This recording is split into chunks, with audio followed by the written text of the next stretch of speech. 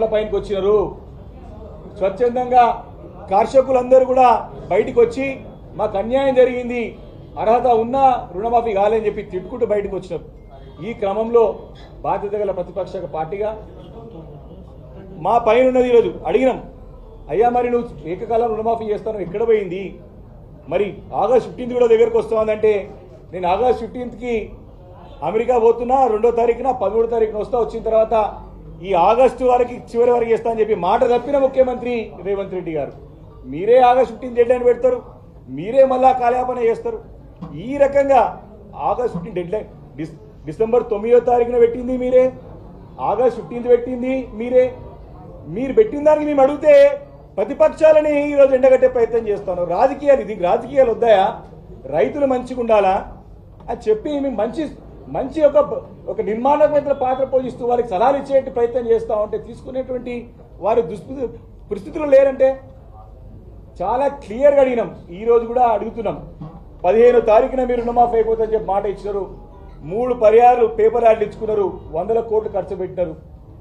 ఈరోజు దగ్గర 22వ తారీఖు వచ్చింది, 15వ తారీఖు రుణమాఫీ అయితే రైతులందరూ కూడా రోడ్ల మీదకి ఎందుకు వస్తున్నారు? ఈరోజు ఏ మారుమూల గ్రామం పోయినా అన్ని ప్రాథమిక వ్యవసాయ సహకార సంఘం ఏ సంఘం తీసుకున్నా సరే ఎక్కడ కూడా సంపూర్ణంగా జరగలేదు. కొడంగల్లో వారి సొంత నియోజకవర్గంలో కోస్గిల సంబంధించినటువంటి అన్ని బుట్ట మొత్తం నిన్న బయట పెట్టినాం, దానిపైన ఎలాంటి సమాధానం లేదు. నేను ఒకటి మీకు అందరికి తెలియజేస్తున్నా, ఈరోజు నిజంగానే మీరు రుణమాఫీ చేసి ఉంటే రైతాంగం ఎందుకు రోడ్లపైనకి వస్తుంది? ఈరోజు వారం రోజులు అవుతుంది. ఈ రోజుకి మేము మొన్న చెప్పినాం, 15 తారీఖు తెల్లారి 16 తారీఖు మాకు నమ్మకం ఉంది ప్రభుత్వం పైన, మీరు చేస్తారు, ఖచ్చితంగా రుణమాఫీ చేస్తారని నమ్మకం విశ్వాసం ప్రకటించినాం. కానీ ఈ రోజు వరకు కూడా 15వ తారీఖు అయిపోయింది, ఈరోజు 22వ తారీఖున దాదాపు వారం కావస్తా ఉంది. ఎక్కడ నిద్రపోతున్నారు రేవంత్ రెడ్డి ముఖ్యమంత్రి గారు?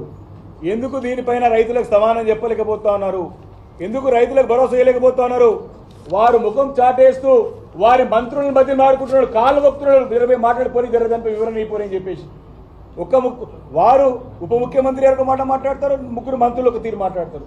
వారికి సయోధ్య లేదు, సఖ్యత లేదు, అంత అయోమయం సృష్టించే ప్రయత్నం చేస్తూ ఉన్నారు. కాబట్టి ఇదన్నీ కూడా గమనించి మేము ఎప్పుడు కూడా 8 నెలల్లో రోడ్లపైకి రావాలని ఎప్పుడు కోరుకోలేదు, వద్దనుకున్నాం. మేము కూడా కేసీఆర్ గారు అనుభవం ఉన్న నాయకుడు, మనం వీరికి అవకాశం ఇవ్వాలి, 6 నెలలు మనం ఏమనొద్దని చెప్పుకున్నాం. కానీ వారే మమ్మల్ని రెచ్చగొట్టే ప్రయత్నం చేశారు, వ్యక్తిగత దృష్టి ప్రయత్నం చేశారు. అయినా మేము ఓపికతోని సమన్వయంతో స్థానంతో ముందుకు వెళ్తా ఉన్నాం. మా కార్యకర్తలందరూ ఓపికతో ఉండమని చెప్తున్నాం. టీఆర్ఎస్ పార్టీకి పోరాటాలు కొత్త కాదు, రాజీనామాలు కొత్తవి కాదు. మా పందానే పోరాటం. ఈరోజు చూస్తూ ఉంటే అడుగడుగునా హరీష్ రావు గారు వస్తూ ఉంటే కార్యకర్తలు, నాయకులు, ప్రజలందరూ కూడా వచ్చి నినాదాలు అడుగుతూ ఉన్నారు. మీరు ఖచ్చితంగా మాకు అండగా ఉండాలని కోరుతూ ఉన్నారు. కాబట్టి ఈరోజు స్పష్టంగా ఒక మాట, తెలంగాణ రాష్ట్రంలో ఉన్నన్ని దేవుళ్ళపైన తోడు తిని దేవుళ్ళను కూడా ఆఖరికి మోసం చేసినటువంటి చరిత్ర ఏంటంటే ఈ రేవంత్ రెడ్డి గారికి. ఈ భారతదేశ చరిత్రలో ప్రజలను నమ్మటానికి, ప్రజలు నమ్మించడానికి ఏ నాయకుడు కూడా, ఎంత దిక్కుమాలిన దీనావస్థలున్నటువంటి పనికి మాలిన నాయకుడు కూడా ఎవరు కూడా ఇప్పటి వరకు దేవుళ్ళ పైన ఎవ్వరు కూడా తోడు తినలేదు, తోడు తప్పలేదు. ఈరోజు చేసినటువంటి ఆ పాపానికి ప్రక్షాళనలో భాగంగానే ఈరోజు హరీష్ రావు గారి నాయకులు వారిని దర్శించుకొని వారు వేడుకొని, అయ్యా ముఖ్యమంత్రి చేసినటువంటి పాపానికి, తప్పుకి, ప్రజలనికి మీరు శిక్ష విధించొచ్చని చెప్పి వారు వేడుకోవడం జరిగింది. కాబట్టి ఇప్పటికైనా సరే ముఖ్యమంత్రి గారు కళ్ళు తెరిచి ఈ యొక్క రుణమాఫీని సంపూర్ణంగా చేయాలని చెప్పేసి బీఆర్ఎస్ పార్టీ డిమాండ్ చేస్తూ ఉంది. Thank you.